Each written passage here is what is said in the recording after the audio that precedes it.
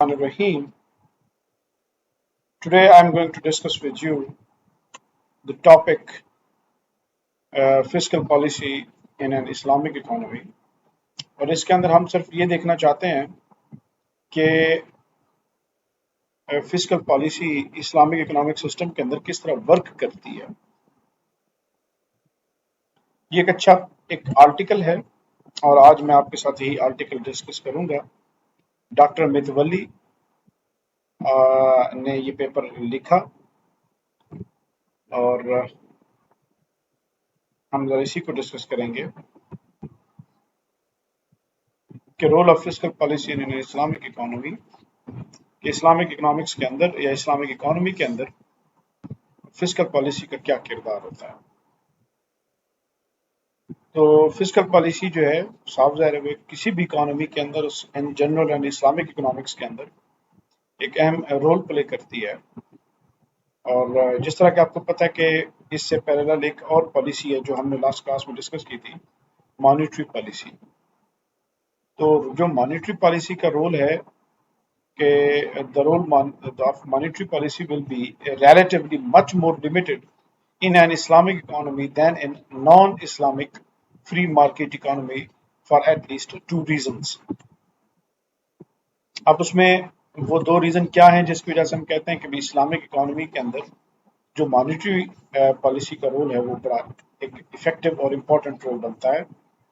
एक तो वजह यह है कि भी इस्लामिक इकोनॉमिक्स के अंदर इंटरेस्ट का कोई रोल नहीं होता, मॉनेटरी पॉलिसी में सूद का कोई किरदार नहीं है, जबकि हम देखते हैं कि कन्वेंशनल मार्केट मनी मार्केट के अंदर इसका रोल बहुत ज़्यादा रोल है। तो इसलिए इस्लामिक इकोनॉमी के अंदर मॉनेटरी पॉलिसी का भी एक अहम किरदार है।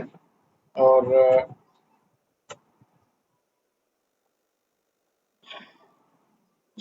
क्यों? इसलिए कि भी इस्लाम के अंदर जो इंटरेस्ट है वो प्रोहिबिटेड है, उसकी इजाज़त नहीं है, जबकि कन्वेंशनल इकोनॉमिक्स के अंदर जो इंटरेस्ट रेट है वो बड़ा एक वाइटल रोल प्ले करता है मनी मार्केट के अंदर।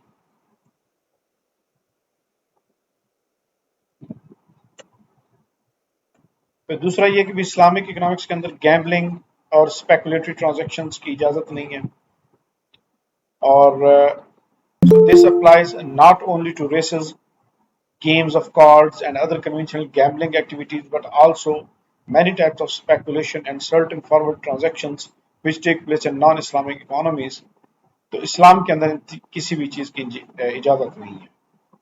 So this has two implications. Open market operations would not be very effective in an Islamic economy. Open market operation वही का मतलब होता है कि भी आप जिस तरह के टी बिल्स हैं, ट्रेजरी बिल, चूंकि वो भी सूद के ऊपर बेस करते थे, इस वजह से ओपन मार्केट ऑपरेशन जो है वो आपका काम नहीं करेगा। इसी तरह stock exchange would be definitely not place a great role in these economies as in non Islamic financial market economies where speculation is an integral part of the economic life. अगरचे स्टॉक मार्केट को negate नहीं करता Islamic economy, लेकिन stock market जिस तरह conventional economics के अंदर vital role play करती है, इस्लामिक इकोनॉमिक्स के अंदर इस तरह नहीं होगी, क्योंकि उसके अंदर रियल एक्टिविटी की जो है वो कंडीशंस आ जाती हैं। फिर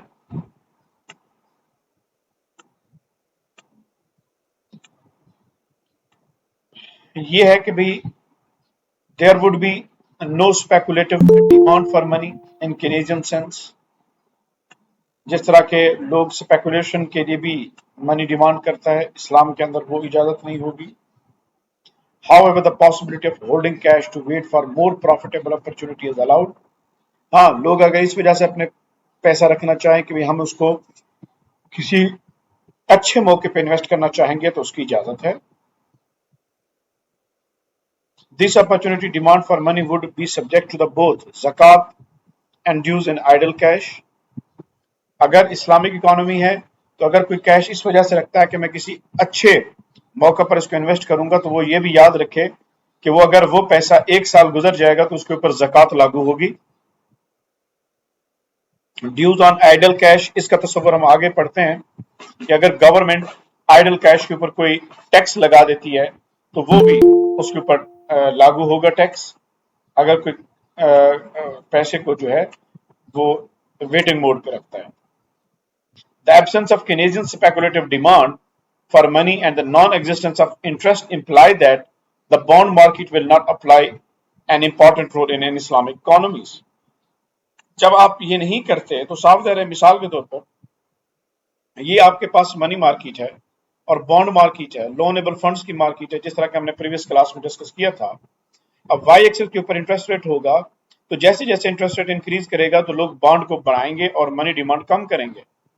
तो ये बॉन्ड मार्केट है, loan market of loanable funds है, तो यहाँ इंटरेस्ट रेट बड़ा इंपॉर्टेंट रोल प्ले करता है.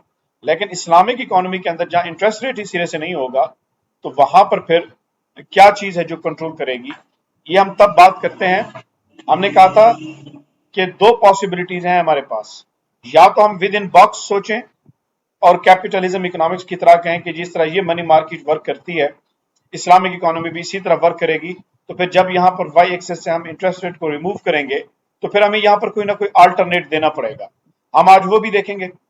और अगर आउट ऑफ द बॉक्स सोचें तो फिर हम इस पूरे बॉक्स को इस्लामिक इकोनॉमिक्स नहीं मानती. इस्लामिक इकोनॉमिक्स इस मनी मार्केट सिस्टम को नहीं मानती, क्योंकि यहाँ पर सिर्फ और सिर्फ स्पेकुलेटरी ट्रांजेक्शंस हैं, स्पेकुलेशंस हैं, नॉमिनल है, रियल वेरिएबल नहीं है. तो इस्लामिक इकोनॉमिक्स जो है वो इसको सिरे से मानेगी नहीं, और Islamic economics real asset based sector को मानेगी. तो फिर वहां पर आपको किसी बेंचमार्क या इंटरेस्ट रेट या किसी भी कॉन्सेप्ट की वाई एक्सिस के ऊपर जरूरत ही नहीं रहती कि वो इसको कंट्रोल करे.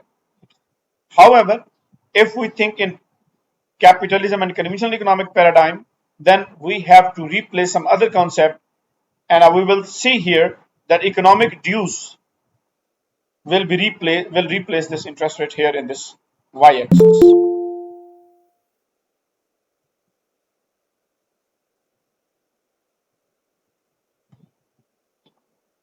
The second point is that irrespective of the economic conditions in Islamic economy, a strict Muslim government must ensure that tax of zakat, in this article he called it tax of zakat, though zakat is not tax, but he called it tax of zakat.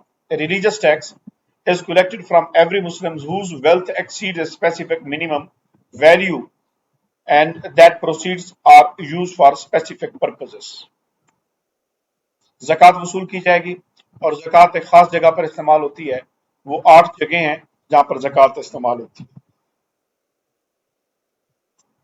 So this built-in fiscal policy device is unique to Islamic economies.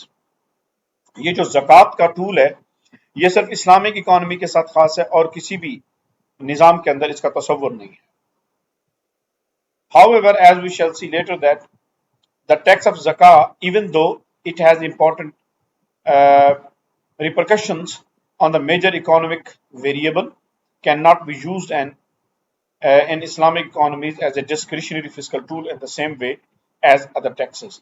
क्योंकि government को ये इजाजत नहीं होगी कि वो ज़कात के पैसे को अपनी मर्जी पर चाहे जहां पर लगा सके. नो, ये इजाजत नहीं है, क्योंकि ज़कात के जो आउटपुट है कि कहां पे आप लगा सकते हैं, तो वो सिर्फ और सिर्फ 8 चीजें हैं जिसको कुरान मजीद के अंदर बयान किया गया है. उन 8 जगहों के अलावा आप लगा नहीं सकते. तो गवर्नमेंट के लिए ये डिस्क्रिशनरी नहीं है कि वो जहां पर मर्जी चाहे इस ज़कात के पैसे को लगा ले, तो बल्कि इसके लिए गवर्नमेंट जो है वो एक उसके ऊपर पाबंदी होगी, रिस्ट्रिक्शन होगी कि वो ज़कात के पैसे को कहां पे लगाएगी.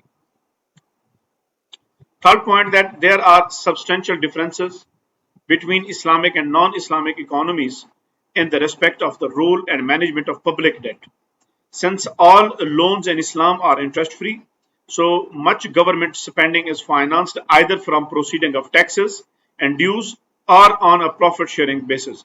तो देखें, जब कन्वेंशनल इकोनॉमिक्स के अंदर बैठते हैं तो वहां पर सारे की सारी फाइनेंसिंग आपकी इंटरेस्ट बेस्ड लोन के ऊपर होती है.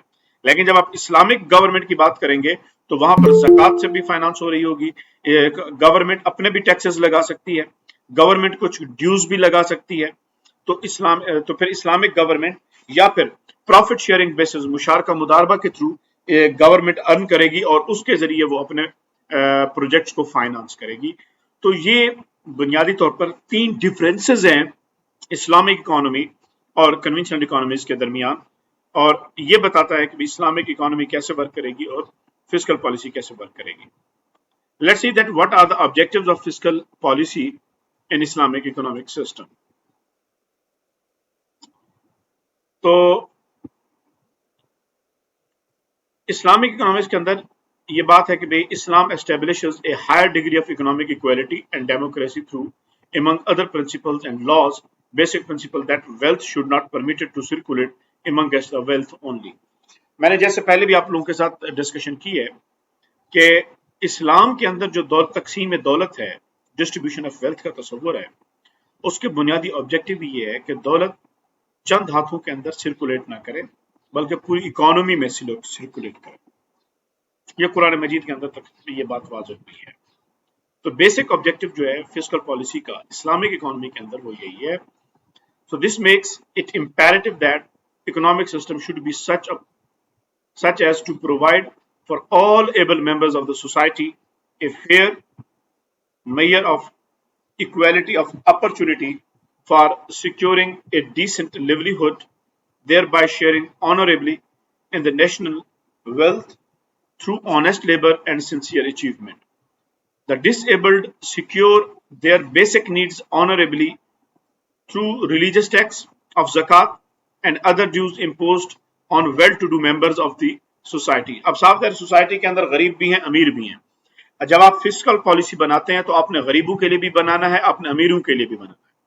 तो कहते हैं जो ज़कात की जो इनकम होगी उससे आप डिसेबल लोगों को गवर्नमेंट जो है वो फाइनेंस करेगी, और जो वेल टू डू पीपल हैं उनके लिए गवर्नमेंट कोई टैक्सेस लगाएगी और उनसे कलेक्टेड मनी के जरिए वो वेल टू डू पीपल उनको सब्सिडाइज करेगी या उनके लिए कोई बेहतर पॉलिसीज बनाएगी.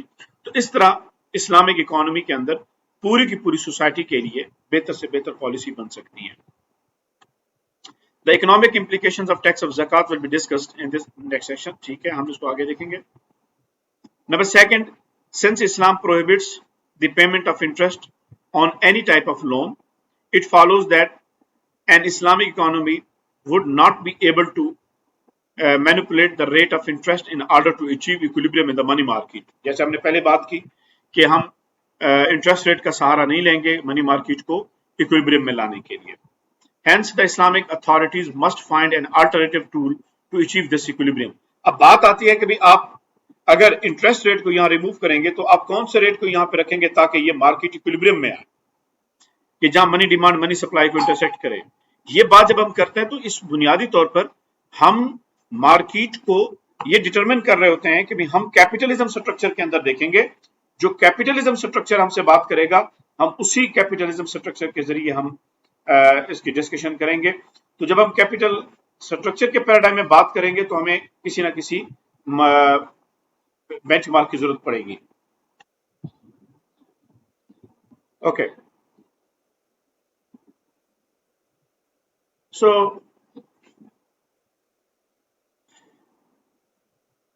जिस तरह हम बात कर रहे थे कि भाई ये इस्लामिक इकोनॉमिक्स के अंदर हम अगर पैराडाइम कैपिटलिज्म का रखेंगे तो हमें कोई ना कोई वाई एक्सेस के ऊपर देना पड़ेगा. तो यही वो बात करते हैं कि भाई this alternative tool is the rate of dues on idle cash.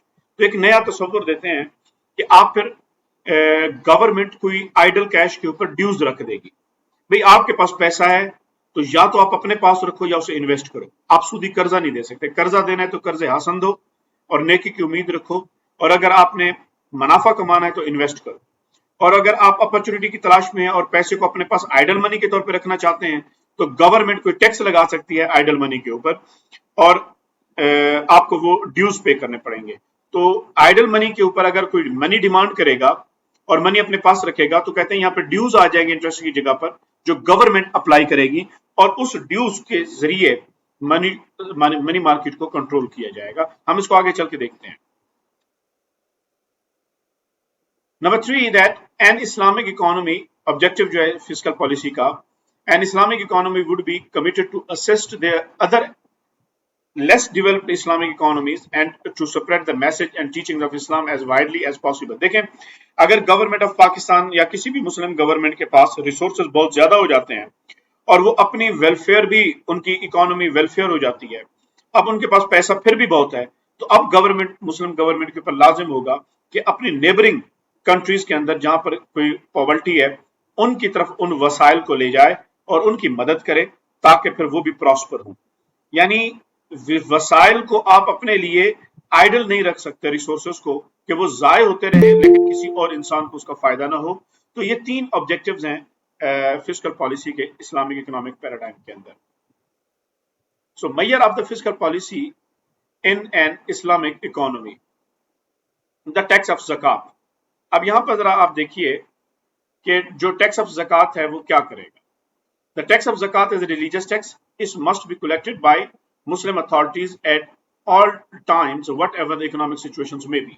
एक चीज ध्यान में रखें, जब इस्लामिक हुकूमत आएगी तो ज़कात वसूल करना हकीकत में रियासत का काम होता है, गवर्नमेंट का काम होता है कि गवर्नमेंट अपने सिटीजन से ज़कात वसूल करे। इंडिविजुअली लोग अपनी ज़कात नहीं निकालते, बल्कि ये गवर्नमेंट वसूल करती है। अब आजकल की प्रॉब्लम यह है कि हमारे पास गवर्नमेंट वसूल तो करती है लेकिन लोग गवर्नमेंट को नहीं देते। क्यों? इसलिए कि भी गवर्नमेंट के ऊपर लोगों को एतमाद नहीं है। वो कहते हैं ये करप्ट लोग हैं, हमारा जैसे ही ज़कात जाएगी तो ये लोग खा जाएंगे, तो इस वजह से बेहतर है कि हम गरीबों को खुद दें। अदरवाइज अगर इस्लामिक गवर्नमेंट हो तो इस्लामिक गवर्नमेंट ट्रांसपेरेंसी को यकीनी बनाती है और फिर वसूल टैक्स ज़कात जो वो खुद वसूल करती है। Although no form of ratio of the tax of zakat has been prescribed by the Holy Quran, but the Prophet, Holy Prophet, peace be upon him, prescribed that certain ratio के भी 2.5% zakat का जो rate है वो fix है, और ये ऐसा फिक्स है कि कयामत तक ना तो इसको कम किया जा सकता है ना इसको ज्यादा किया जा सकता है। Not only are the ratios fixed, but the purpose of which proceeds of the tax can be used are quite explicit. यानी सिर्फ इस्लाम ने ज़कात के रेशो को फिक्स नहीं किया, बल्कि उन हेड्स को भी बता दिया है कि किन किन हेड्स के तहत ये ज़कात लागू होगी और किन को दिया जा सकेगा। पुअर, गरीब को, जो मोहताज है उसको, ऑफिशियल्स ओवर देम, जिनको ज़कात कलेक्शन के लिए आप एम्प्लॉय को हायर करेंगे उनकी तनख्वाहें ज़कात से दी जाएंगी। Those whose hearts are made to incline, नए नए मुसलमान होने वाले लोग, जो नए मुसलमान होते हैं उनको अपने पिछले रिलीजन और फैमिली की तरफ से क्या कहते हैं कि बाइकआउट का सामना होता है। आप उनको दिलों को नर्म रखने के लिए उनको ज़कात से मदद कर दें। द रैंसम ऑफ कैप्टिव्स, गुलाम हैं और आज़ादी चाहते हैं तो उनको आज़ादी के लिए उनको पैसा दे दें ताकि वो खुद को आज़ाद करवा सकें। दोज एंड डेट्स, जो मकरूज हैं उनको कर्ज से खुलासी दिलाने के लिए आप उनको पेमेंट करें। Those in the way of God, सिपाही या वो जो तालिब इल्म दीन की राह में निकले हैं, अल्लाह की राह में, और दीन की तालीम हासिल कर रहे हैं या एजुकेशन हासिल कर रहे हैं अल्लाह के रास्ते में।